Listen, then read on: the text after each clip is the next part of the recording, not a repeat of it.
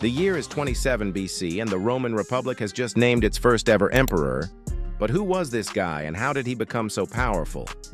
Well, today we're going to take a look at Rome's first emperor, Augustus, and find out exactly how he won the title of emperor. Before we get started, now back to the video.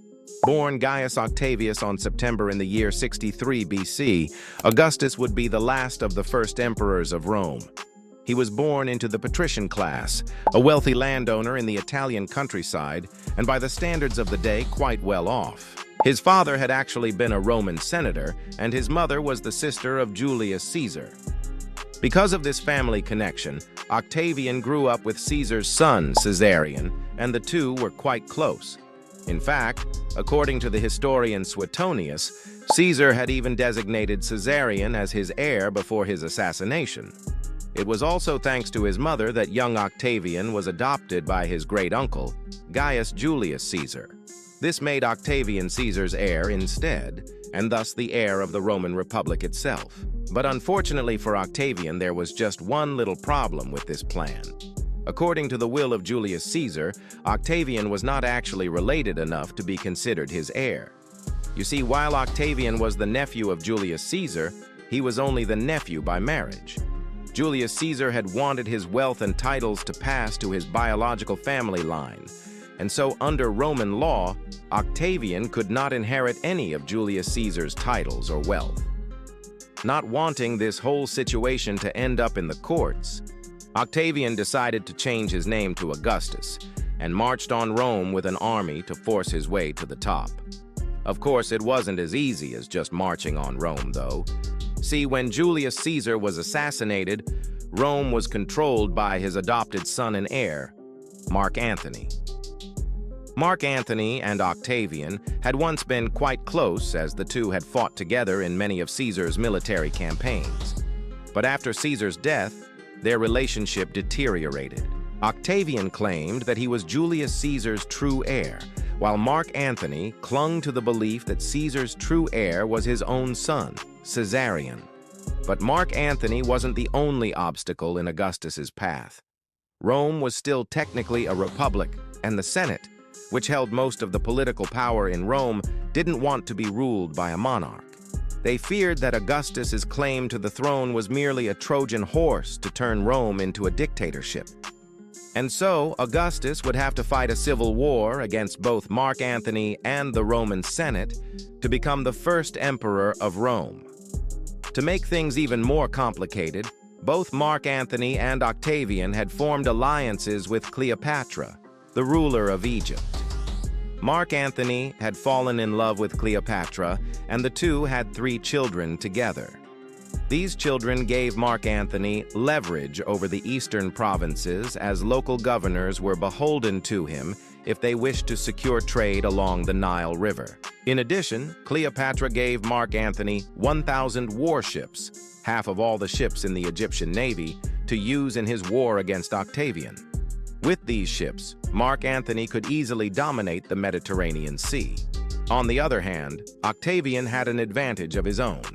The majority of Rome's veteran legions backed him in the war against Mark Antony. These veterans owed their careers to Julius Caesar himself and followed Octavian into battle because they believed that he was the true heir of Caesar. In addition, Octavian's propaganda team was making sure that he got the support of the Roman people. Using posters, pamphlets, and statues, the Roman public was slowly convinced that Augustus was the chosen one of Caesar. And while Augustus had the support of the people, Mark Antony had the support of the Roman Senate, specifically through his wife, Octavia Minor. She was the sister of Augustus and the daughter of the first triumvir, a title created by Caesar, Crassus, and Pompey. While Octavia and Antony were married, the couple had no love for each other. They began to grow apart after Mark Antony became infatuated with Cleopatra. Soon the two would formally separate, and Octavia returned home to live with her father, who was the stepfather of both Augustus and Mark Antony. The next few years saw much of the fighting take place between Augustus's navy and that of Cleopatra's. With neither side able to gain control of the seas, the fighting dragged on. It wasn't until 32 BC when Augustus's navy finally defeated the combined forces of Cleopatra and Mark Antony at the Battle of Actium. Although Antony and Cleopatra survived the battle, they fled to Alexandria in Egypt, where they would eventually die by suicide. With his rivals defeated, Augustus was free to march on Alexandria with his legions. However, before he could lay siege to the city, Cleopatra died, allegedly by the bite of an asp. When Augustus entered Alexandria, he found that Mark Antony had taken his own life. With the defeat of Mark Antony and the loss of Cleopatra, Augustus's victory was complete. He had just won a civil war against the greatest powers in the Mediterranean and had emerged victorious. But what exactly did this victory mean for Augustus? To answer that question, let's take a look at how Augustus set up the Roman Empire. After securing his victory over Mark Antony, Augustus began to reform the government of Rome. At the core of these reforms was the idea that while he was the head of the state, Rome was still a republic. Technically, the Roman Republic still existed.